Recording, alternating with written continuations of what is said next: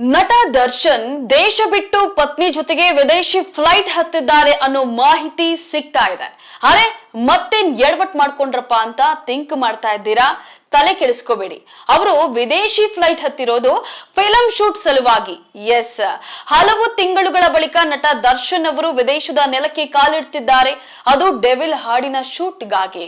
ರೇಣುಕಾಸ್ವಾಮಿ ಹತ್ಯೆ ಪ್ರಕರಣದಲ್ಲಿ ಸಂಕಷ್ಟಕ್ಕೆ ಸಿಲುಕಿದ್ದ ದರ್ಶನ್ ಈ ಸಿನಿಮಾ ಮೂಲಕ ಕಂಬ್ಯಾಕ್ ಮಾಡುವ ಪ್ರಯತ್ನದಲ್ಲಿರೋದಂತೂ ಸತ್ಯ. ಫ್ಯಾನ್ಸ್ ಗಳಿಗೆ ನಿರಾಶೆ ಮೂಡಿಸಬಾರದು ಅನ್ನೋ ಹಠದಲ್ಲಿದ್ದಾರೆ. ಈಗಾಗಲೇ ಚಿತ್ರದ ಬಹುತೇಕ ಚಿತ್ರೀಕರಣವೆಲ್ಲ ಮುಕ್ತಾಯವಾಗಿದೆ.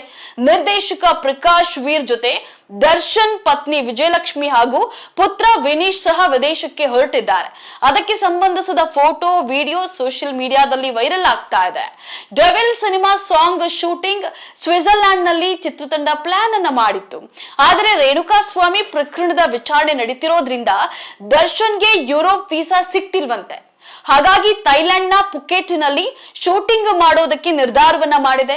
10 ದಿನಗಳ ಕಾಲ ಅಲ್ಲಿನ ಸುಂದರ ಲೊಕೇಶನ್ ಗಳಲ್ಲಿ ಒಂದು ಸಾಂಗ್ ಹಾಗೂ ಕೆಲ ಮಾಂಟೇಜ್ ಸನ್ನಿವೇಶಗಳನ್ನ ಕ್ಲಿಕ್ಕಿಸೋಕೆ ಚಿತ್ರತಂಡ ಪ್ಲಾನ್ ಮಾಡ್ಕೊಂಡಿದೆ.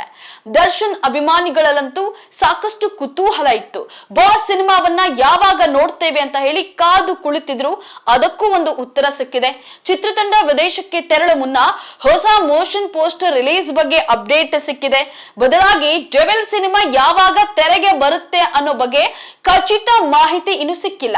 ಹಾಗಾಗಿ ಜುಲೈ 19ರಂದು ರಾತ್ರಿ 8 ಗಂಟೆಗೆ ಹೊಸ ಮೋಷನ್ ಪೋಸ್ಟರ್ ನಲ್ಲಿ ರಿಲೀಸ್ ಡೇಟ್ ಅನೌನ್ಸ್ ಮಾಡಲು ಚಿತ್ರತಂಡ ಮುಂದಾಗಿದೆ. ಈ ಬಗ್ಗೆ ಶ್ರೀ ಜೈ ಮಾತಾ ಕಂಬೈನ್ಸ್ ಅಧಿಕೃತ ಸೋಷಿಯಲ್ ಮೀಡಿಯಾ ಖಾತೆಗಳಲ್ಲಿ ಮಾಹಿತಿ ಲಭ್ಯವಾಗಿದೆ. ನೀವೆಲ್ಲರೂ ಕಾತುರದಿಂದ ಕಾಯ್ತಾ ಇರುವ ನಮ್ಮ ದಿ ಡೆವಿಲ್ ಚಿತ್ರದ ಮೋಷನ್ ಪೋಸ್ಟರ್ ಇದೇ ಜುಲೈ 19ರ ಶನಿವಾರದಂದು ಸಂಜೆ 8 ಗಂಟೆಗೆ ನಮ್ಮ ಸೋಷಿಯಲ್ ಮೀಡಿಯಾ ಪೇಜ್ ಹಾಗೂ ಅತ್ತಿಬೆಲೆಯಲ್ಲಿ ನಮ್ಮ ನಲ್ಮೆಯ ಸೆಲೆಬ್ರಿಟೀಸ್ ಗಳ ಸಮ್ಮುಖದಲ್ಲೂ ಬಿಡುಗಡೆಯಾಗಲಿದೆ. ನಿಮ್ಮ ಪ್ರೀತಿ ಪ್ರೋತ್ಸಾಹ ಸದಾ ಹೀಗೆ ಇರಲಿ ಅಂತ ಹೇಳಿ ಪೋಸ್ಟ್ ಮಾಡಿದ್ದಾರೆ. ಈ ಹಿಂದೆ ದರ್ಶನ್ ಕಾಂಬಿನೇಷನ್ ನಲ್ಲಿ ತಾರಕ್ ಸಿನಿಮಾ ಮಾಡಿದ್ದ ಪ್ರಕಾಶ್ ಡೆವಿಲ್ ಚಿತ್ರಕ್ಕೂ ಕೈ ಜೋಡಿಸಿದ್ದಾರೆ. ತಮ್ಮದೇ ಬ್ಯಾನರ್ ಅಡಿಯಲ್ಲಿ ಅದ್ದೂರಿಯಾಗಿ ಸಿನಿಮಾ ನಿರ್ಮಾಣವನ್ನ ಮಾಡ್ತಾ ಇದ್ದಾರೆ. ಮಹೇಶ್ ಮಂಜ್ರೇಕರ್, ಅಚ್ಯುತ್ ಕುಮಾರ್, ಶರ್ಮಿಳಾ ಮಾಂಡ್ರೆ ಸೇರಿ ದೊಡ್ಡ ತಾರಾಗಣ ಈ ಚಿತ್ರದಲ್ಲಿ ಇದೆ.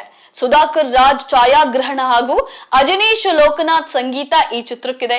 ಡೆವಿಲ್ ಚಿತ್ರದಲ್ಲಿ ರಚನಾ ರೈ ನಾಯಕಿಯಾಗಿ ನಟಿಸಿದ್ದಾರೆ. ಬೆಂಗಳೂರು, ಮೈಸೂರು ಹಾಗೂ ರಾಜಸ್ಥಾನದ ಉದಯಪುರದಲ್ಲಿ ಚಿತ್ರದ ಚಿತ್ರೀಕರಣವನ್ನ ಮಾಡಲಾಗಿದೆ.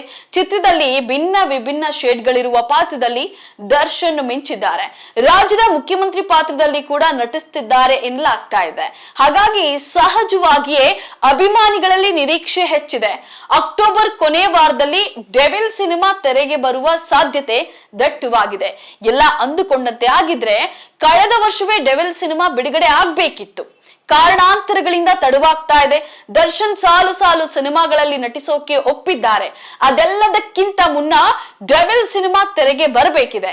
ಅಭಿಮಾನಿಗಳು ಕೂಡ ಸಿನಿಮಾ ನೋಡೋಕೆ ಕಾತುರದಿಂದ ಕಾಯ್ತಾ ಇದ್ದಾರೆ.